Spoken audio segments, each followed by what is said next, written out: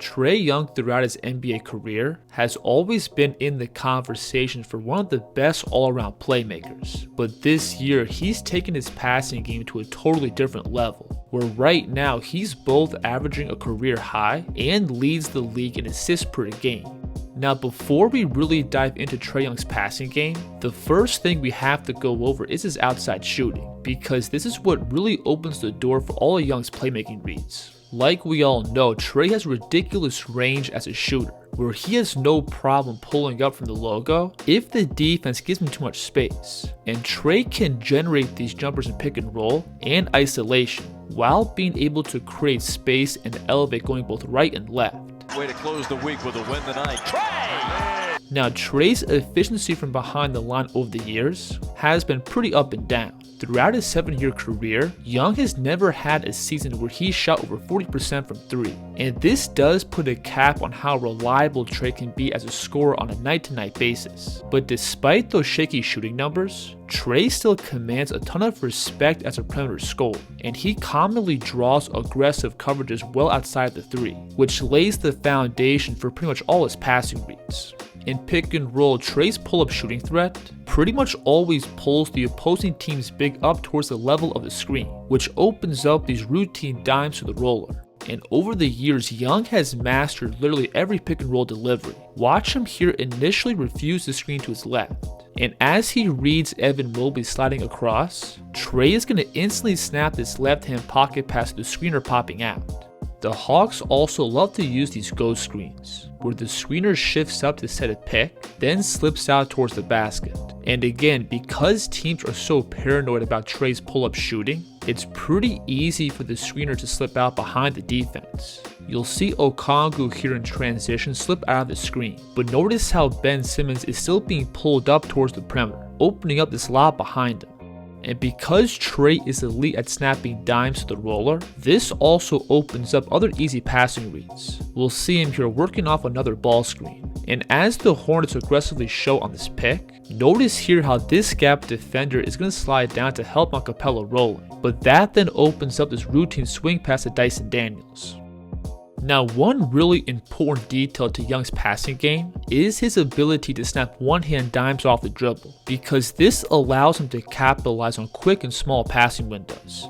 This plays a perfect example, where the Cavs defense is set in a zone, and the Hawks are going to set a simple ball screen for Trae in the middle of the floor. But as the screener shifts up, notice how DeAndre Hunter on the baseline is cutting behind the defense, and Trae from half court has no problem picking up and whipping this laser to him underneath the basket. And then on top of those long and rangy passes, Trae can also make one-hand deliveries in tight spaces, where he's comfortable snapping tight pocket passes going both right and left, as well as toss accurate lobs above the rim. Point shooter, and he's a dandy. Hawks get down the floor. So as a passer, Trae has the feel to read defensive breakdowns, plus the delivery system to snap dimes all over the court.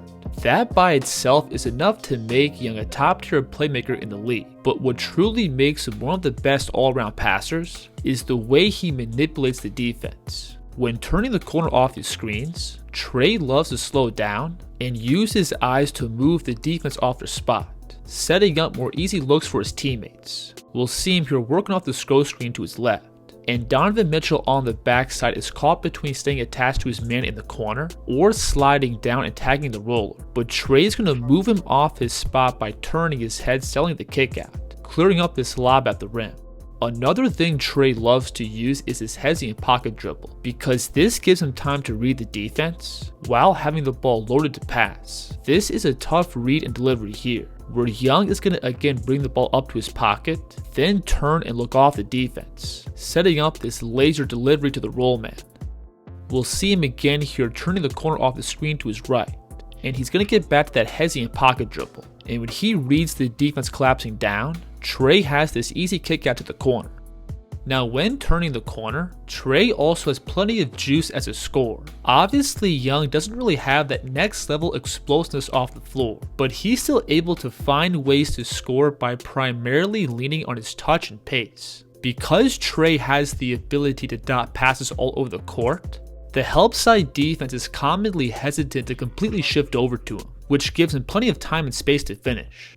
We'll see him here working off these staggered screens. And notice how Chicago's defense is primarily focused on staying attached to their man, which gives Trae this runway all the way to the basket. When playing downhill, Trae's also elite at using his eyes to freeze the defense by slowing down and getting the backside defense stuck in mud, which again gives Trae openings to score. And a lot of this comes back to Trae's hesitant pocket dribble, where he can use this move to both slow down and read the floor, as well as move the defense off their spot. Watch him here take one dribble to his right, to again skip and bring the ball up. And from this spot, Trae can whip a pass to this cutter and to his teammates across the court.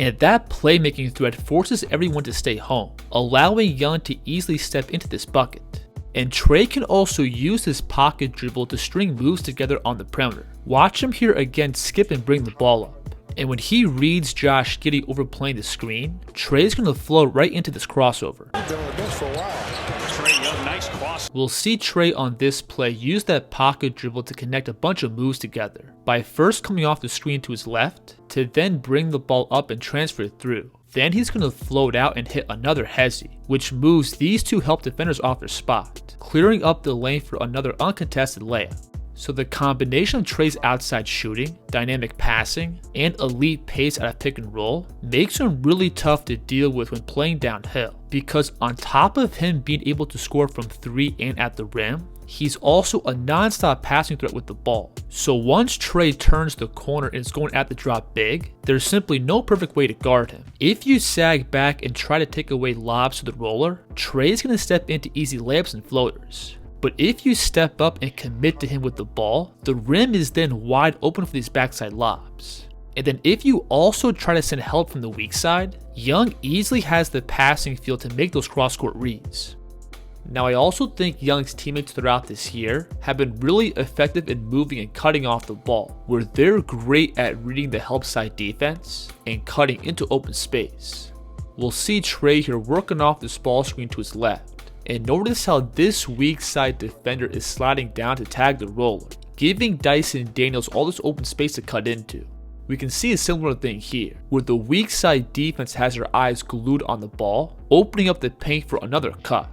So while Trae Young may get some criticism for his defense and efficiency, I think he more than makes up for it with his playmaking, where right now I think a strong case could be made that Young is one of the best all-around passers in the league, and his ability to blend his scoring and passing together still makes him one of the best offensive players in the game today. If you enjoyed this breakdown, please like and subscribe, and let me know in the comments who the kids should break down next. The kids here.